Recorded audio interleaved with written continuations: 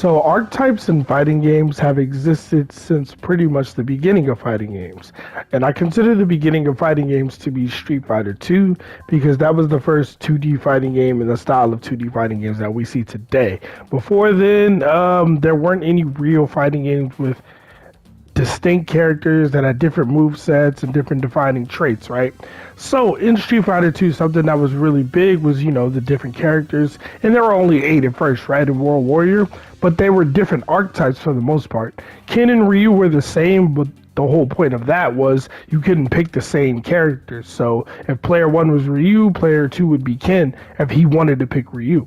But then you had other characters like Zangief, you had Dawson, you had Guile, you had Blanca, and they all did different things. Each one of these characters had an archetype, right? For example, Zangief is the grappler, right?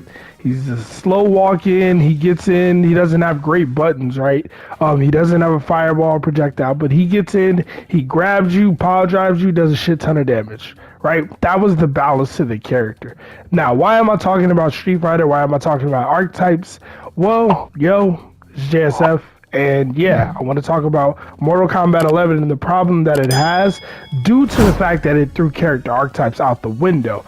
Now, if I were to ask you who were the grapplers in Mortal Kombat 11, you might say Terminator, you might say Shiva, but then again, Terminator has the best teleport in the game, and he has multiple 50-50s, which he can make safe depending on the moveset he has. He's much more than a grappler, and he has 50-50s, like, aside from his grab, right? He has overhead low 50-50s, he can do really good combos as well. So he isn't just a traditional grappler. You can play him without doing that move, right? Shiva, while she's got a couple of grabs, right? She's also got one of the best fireballs in the game, an unblockable tracking full screen teleport, and another unblockable. I think Shiva's more known for her dragon stance and her teleports than any of her grappling, right? Then you could say, well, maybe Kano, maybe Geras, right? Well, yeah, Geras, Geras is a grappler. He does have this mid command grab, which is really, really good. But he also has this low projectile that he can hit on different parts of the screen, which completely shuts down the neutral in a way that a grappler typically can't do. He can also have zoning. He also can have a teleport. Just a lot of that kind of stuff, right? And with Kano, like I said, he does have a grab. He definitely does. But he also has his Kano ball, his air Kano ball, which makes him really hard to anti-air. He's got to have decent projectile himself, and then he's got his acid, his DLT, his set play setups, etc. The point I'm trying to get at in saying all of this is grapplers in this game ain't just grapplers. There is no just straight up grappler, and why that's important, and I'm just using grapplers as an example, right? You can say the same thing about zoners, you can say the same thing about RoboCop being a zoner, but also having 50-50s up close and a 10 frame mid that he can stagger, or a 13 frame mid he can stagger. You can say the same thing about Cetrion, right? But the reason it's important is because these archetypes exist for a reason. Fighting games and fighting game characters have been historically designed away for a reason. And I know Mortal Kombat came out, over 20 years ago, almost 30 years ago, actually. And it's been around for a long, long time. It's not a new franchise. It's not like these are brand new characters, save for some like Geras and Terminator. But Mortal Kombat didn't invent fighting games, right? And Mortal Kombat never really played by the rules of fighting games, never played by the rules of Street Fighter, which is cool, but you have to play by a set of rules. And that's the kind of thing about Mortal Kombat is it doesn't really play by any rules. So look at it this way. If I gave Zangief in Street Fighter, for those of you who are familiar with that character in that game, if I gave him a full screen teleport, he would be broken as hell, right? Or at the very least, he would be a lot more terrifying. What if I gave him a move where he turns into a ball and rolls full screen up to you and attacks you, right? What if he had an air version of that move? So even though his jump, right? His jump might not be the greatest. He might have a weaker jump arc. He has an air projectile, so if you try to anti-air him, he can do that move and then he hits you. Now he's scarier than anti-air. And once he gets a free jump in, he can grab you, right? And granted, in Mortal Kombat 11, there are a lot of command grabs that are highs, right? Most grabs are highs, so you can duck, which is not a thing in Street Fighter or other fighting games. It's not always a thing where you can duck a grab. In this game, you can't. But there are mid command grabs, there are low command grabs. So basically, the whole point of what I'm trying to say is when you design characters, it's important to have an archetype in mind because if you're going to give a character strength, you have to give it weakness in order for it to be balanced.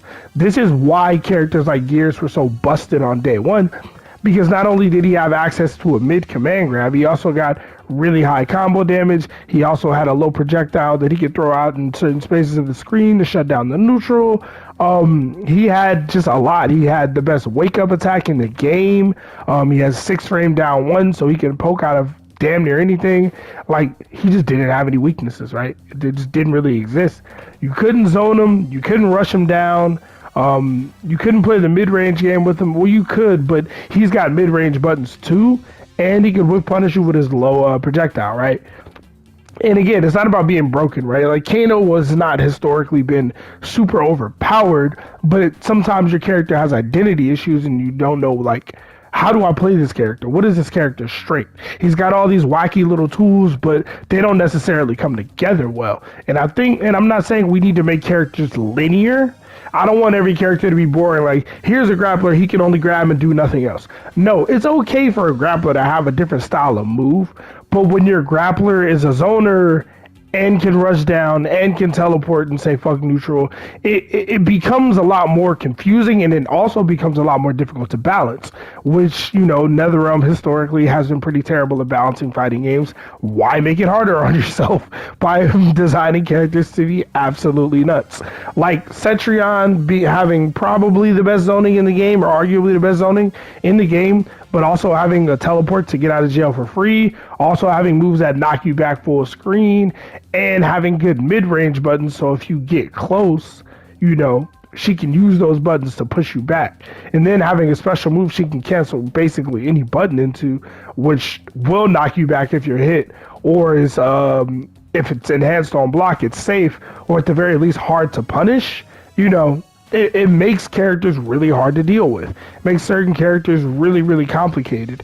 And yeah, I just think it would be a lot better and a lot simpler, and just not, I don't want to say simpler, because that makes it sound like I want to dumb down the game or simplify the game. And the game is already dumb. That's not what I wanted to do, what I want to do, or what I want it to be. I just want characters to have answers to, you know, have answers basically.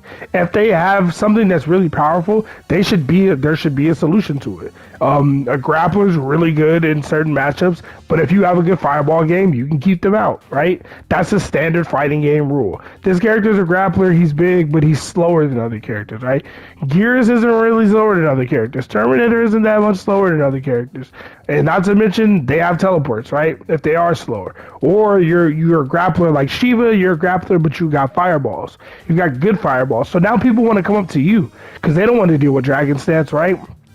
And this is part of why we're dealing with the Shiva problem we're dealing with now. Like, even if we take Stomp out of the equation, Stomp is, yeah, it's crazy. To teleport, it's unblockable, it's bullshit. She can mix you up with it, it's crazy, right? But even if we take that out of the equation, right? Let's say Shiva has her low grab and, you know, her overhead, she's got many, right? And she can mix you up when you get in. But she also has dragon stance. And if you don't get in, she's got better fireball game than you, right? The majority of the time. So you want to get in against Shiva, but then when you get in against Shiva, you get mixed up. You know what I mean? And then she can put bleed damage on you and make you not want to move and then chip you out. And like, it's why you end up with these super polarizing characters, is because you don't, like, you get away from the design philosophy. Like, you don't just say, okay, we're going to give this character this. What's the counterplay to this? Or what can we not give them because they have this? If you have a fireball this powerful, holy shit, we cannot also give you a teleport and also give you, you know, an unblockable, etc. It's just like that type of thinking is just lost in this game. It doesn't really exist in the development of this game, and you can kind of see it. And it's what makes this game so like frustrating for a lot of players. But yeah, I just wanted to talk about why it's important to have archetypes and why, to a certain extent, you need to stay true to those archetypes. There's a reason, there's a reason Dawson is like super slow and has the floatiest jump, right? Like, it's just things that were thought about. And I'm using Street Fighter as an example because it's the most common. And it doesn't mean that you can't be a well-rounded character because Ryu exists. I know he's bad at Street Fighter 5, but he hasn't always been bad. There are ways for characters to have different things, right? Like Ken is the rushdown Shoto, but he does have a fireball, right? He does have a DP, so he can play a defensive style if he wants. But it's not like the highlight or the strength of his character. And it's just like if your character is going to have a strong grab game, like you got a mid command grab, you know, and it can corner carry me into a situation where I can get mixed. Am I going to get grabbed? Do I got to jump out? Or will I get hit with a button? Then there needs to be some kind of cost to that because then it becomes too powerful. Then it becomes I'm cornered by gears. What the hell do? I have to literally guess, should I jump? Should I block? Should I try to wake up and I'll get punished for that? Like, you just get put in snowball situations very fast, or situations where it's just almost impossible to consistently make the right decision, which is why this game is what I say is Mario Party. It's a party game, it's a guessing game, it's RNG, etc. Because there's so many characters that have so many conflicting, crazy, different options. And it's like, how can I account for all of this at the same time? Like, I won't get rewarded for being patient. I won't get rewarded for trying to react and punish. Like, and there isn't, it's not even like all this stuff is unsafe. That's the other thing. All these different tools are not unsafe. Like Shiva Stomp is literally unblockable. It can't be unsafe on block. You can argue that it's unsafe on whiff, but how fast can you whiff punish it? You know what I mean? Like, it's not, you know. Anyway, I don't want to rant or go on a tangent, but basically just know that it's important for characters to have archetypes. It just is. And you can have different moves. You can have a grappler with the teleport. But just like a zoner, right? Like, you can consider Dawson the zoner in Street Fighter, the keep away character. But he's always had a teleport, right? But there's a balance element to it. Like, you can't make Dawson and then give him Scorpion's launching teleport.